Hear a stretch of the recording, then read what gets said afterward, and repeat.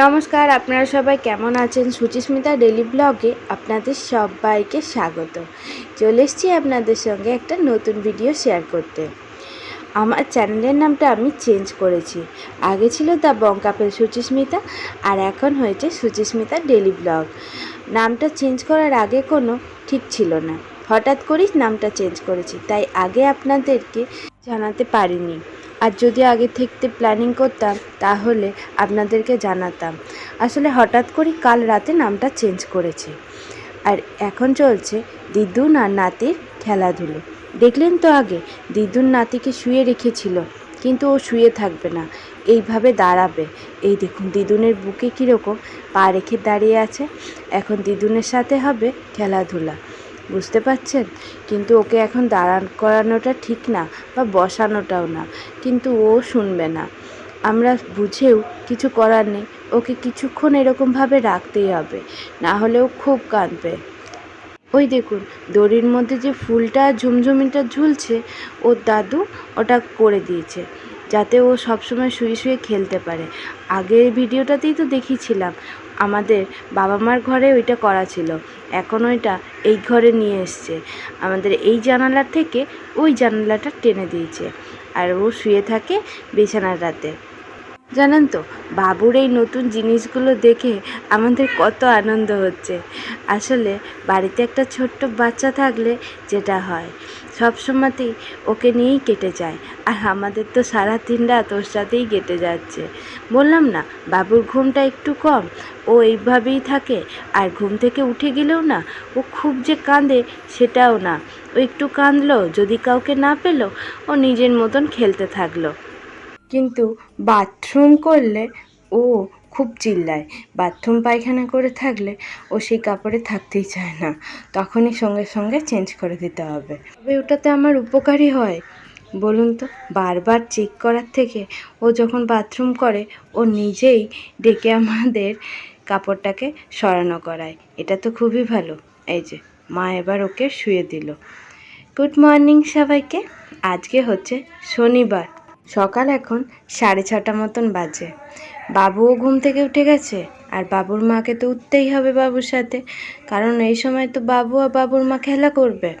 আমার বিছানা টোছানা কমপ্লিট হয়ে গেছে, তাই আমি আর বাবু এখন খেলা করছি।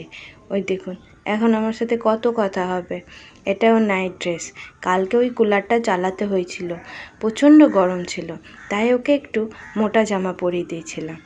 ও যত বড় হচ্ছে, ও তত নতুন নতুন জিনিস শিখছে, আর ততই আমার বুকটা ভরে যাচ্ছে, আর তত বেশি বেশি করে মাতৃত্বের স্বাদটাও পাচ্ছি। জানেন, আমার শরীরটা না খুব একটা ভালো যাচ্ছে না, কিন্তু ওর যখন হাসিটা দেখছি, ওর সাথে যখন খেলা করছি, তখন আর আমার শরীর খারাপের কথা মনেই থাকছে না।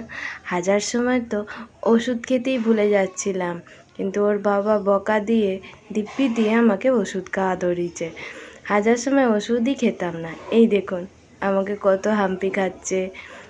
মানুষ যেমন অভ্যাসের দাস, ঠিক তেমনই সময়েরও দাস।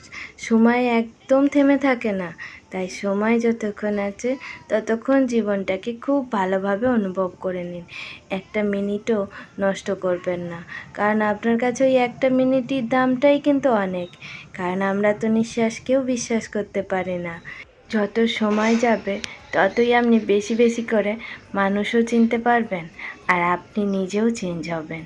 জানেন তো, সময় থাকতে যদি সময়ের মূল্য দেওয়া যায়, তাহলেই কিন্তু সবটা ঠিক হয়।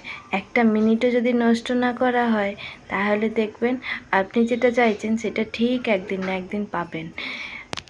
এই ছোটোবেলাটাই কত আনন্দের।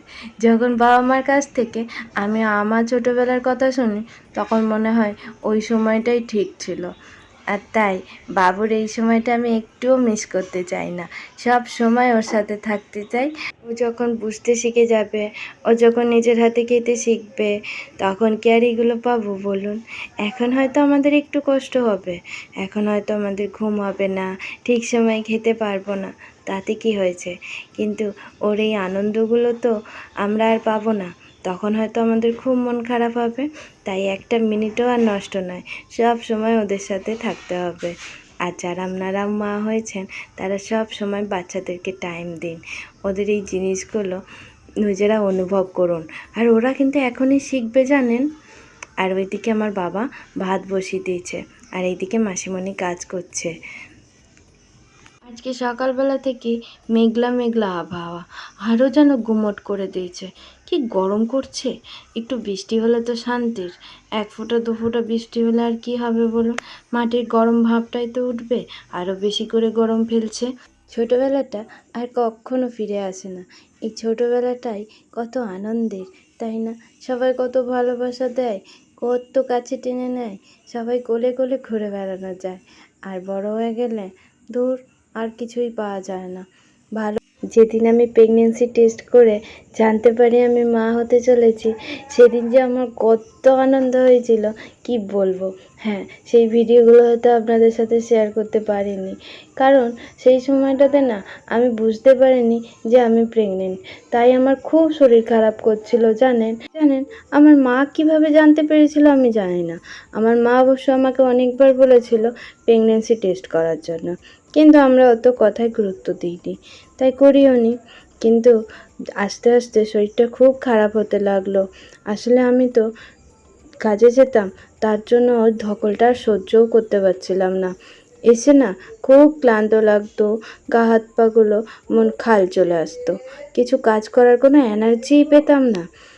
তাই ডাক্তারের কাছে যাওয়ার আগে মায়ের কথা শুনে একটা প্রেগনেন্সি কিউব কিনে আনি, সেখানে টেস্ট করে বুঝতে পারি আমি প্রেগনেন্ট। সেই দিনগুলো একটা অন্যরকম ছিল। আর যেদিন জানতে পেরেছিলাম না প্রথম আমি মা হতে চলেছি, সেদিন যে আমি কি বলবো, আমার যে কত আনন্দ হয়েছিল সেটা আর ভাষায় প্রকাশ করতে পারবো না। সমানতালে আমার হাজব্যান্ডও খুব আনন্দ পেয়েছিল জানেন তো। এখন মনে হয় আপনাদেরকে যদি সেগুলো দেখাতে পারতাম কত ভালো হতো। আর সেই সময়টাতে না এই ভিডিও করার কথাটাও মাথায় আসেনি। বাবু আসার পর আমার কি প্রবলেম হচ্ছিল আর কি করতে পারছিলাম না, সেগুলো আপনাদের সাথে না হয় নেক্সট ভিডিওতে শেয়ার করব। এখন জানেন তো আমার মনে হয় যখন বাবার বাড়ি থেকে শ্বশুর বাড়ি যাব, তখন বাবা মার কী অবস্থা হবে। অবশ্য এটা সব মেয়ের ক্ষেত্রেই মনে হয়। অনেকজনই তো বাচ্চা হওয়ার পর বাবার বাড়ি আসে, তারপরে যখন যায় তখন যে বাবা মার কী অবস্থা হয় সেই বোঝে। এখন থেকেই তো আমার খুব মন খারাপ হয় জানেন। যাই হোক, এই ভিডিওটা আমি এখানেই শেষ করছি। দেখা হবে একটা নতুন ভিডিওর সাথে। ততক্ষণে আপনারা সবাই ভালো থাকবেন, সুস্থ থাকবেন। আর আমার ভিডিওটা যদি আপনাদের ভালো লেগে থাকে অবশ্যই লাইক করবেন, শেয়ার করবেন, কমেন্ট করবেন। আর যারা চ্যানেলে নতুন তারা আমার চ্যানেলটাকে সাবস্ক্রাইব করে দিয়ে আমার পাশে থাকবেন, এগিয়ে যেতে সাহায্য করবেন।